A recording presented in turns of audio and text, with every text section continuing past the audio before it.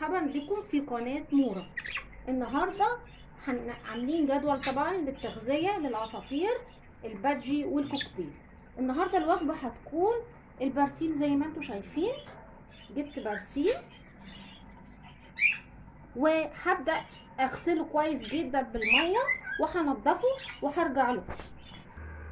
غسلت البرسيم كويس بالميه بالشكل ده ونضفته، طبعا فيه بيبقى زي وردات كده او حاجه نضفته منها، وخليت بس عيدان البرسيم. جبت فوطه ناشفه وهبدا انشف البرسيم وعشان احطه لهم في الاقفاص. هبدا انشف البرسيم بالشكل ده في الفوطه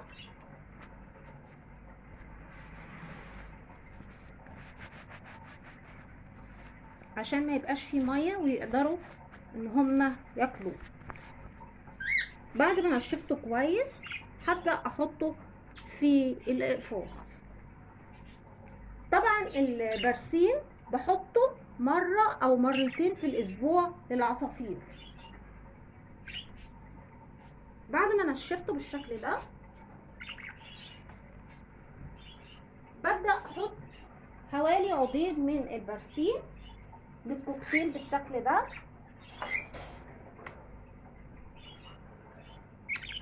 طبعا ببقى شايله الحبوب اللي هي البلكم والفلارس، وبكتفي ان انا احط لهم البرسيم عشان يقدروا ان هم ياكلوه ويغذيه. هبدا احط للبادجي برضو عودين من البرسيم بالشكل ده. طبعا انا عندي كميه من البرسيم هوريها لحضراتكم. جبت الكيس دلوقتي وبقيه البرسيم اللي هي موجوده عندي طبعا هحطها في الكيس وهحطه في التلاجة من تحت عشان ابدا استعمله خلال الاسبوع ويبقى عندي، هيقعد عندي فتره. طبعا زي ما قلت لحضراتكم ان بيبقى فيه زي وردات كده، بطلعها من البرسيم وبنضفه خالص وبخلي بس العيدان اللي اقدمها للعصافير. هبدا اشيله في الكيس بالشكل ده وهحطه في التلاجة وهرجع لحضرتك اهو. دلوقتي احنا شايفين العصافير وهي بتاكل البرسيم. الكوكتيل دلوقتي بياكل البرسيم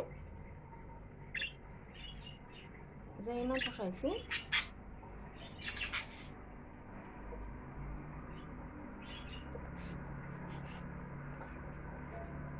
زي ما انتم شايفين كده الكوكتيل بياكل البرسيم. لو هو البرسيم بالنسبه لهم غريب شويه مش مشكله، ممكن وقت تاني هيبداوا يتعودوا ان هم ياكلوه. ما نستعجلش عليهم ان هم نحطوه من اول مره ان هم هياكلوه، لا، ممكن ياكلوه في وقت تاني. نستمر في وضع البرسيم لفترات في اوقات تانية. انا دلوقتي هنقول على اهميه البرسيم بالنسبه للعصافير البادجي والكوكتيل، خصوصا للمبتدئين في تربيه العصافير. هيبداوا يفهموا ان البرسيم ده ليه اهميه للعصافير. اهميه البرسيم في اول حاجه اهميته ان هو بيحتوي على الفيتامينات. تاني حاجه ان هو فيه الزنك. تالت حاجه فيه كميه من النحاس والكالسيوم. رابع حاجه خامس نقطه برضو بيقوي النظر للعصفور. سادس نقطه محفز طبيعي للذكر والانثى، لانه بيساعد على التزاوج وبيبدأ ينشط العصفور ويخليه قوي. زي ما احنا شايفين البادجي كده.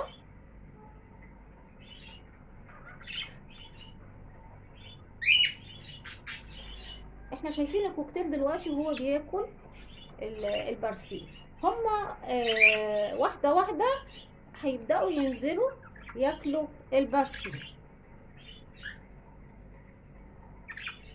ممكن احنا لو لقيناهم مش بياكلوا في الارضية البرسيم ممكن بنحطه من فوق القفص بالشكل ده، يبدأوا هما يطلعوا ياكلوه.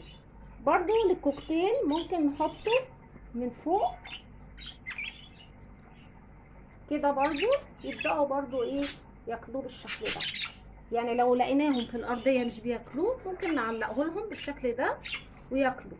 يلاقوا حاجه موجوده متعلقه كده يحبوا يلعبوا، يبداوا ياكلوه، يحسوا بايه تغيير في القفص.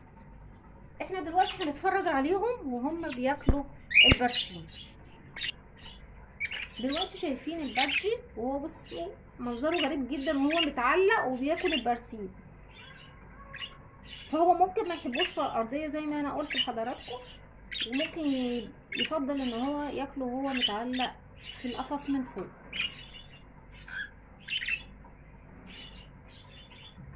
طبعا هو كده بياخد كميه من البرسيم بيغذيه. ده على فكره ده الذكر اللي هو اللي بياكل ده الذكر. بكده احنا شفنا العصافير وهي بتاكل البرسيم، واهميه البرسيم بالنسبه للعصافير الكوكتيل والبادجي. لو عجبكم الفيديو ما تنسوش تحطوا لايك وشير وتفعلوا زر الجرس والاشتراك في القناه، واشكركم والى اللقاء.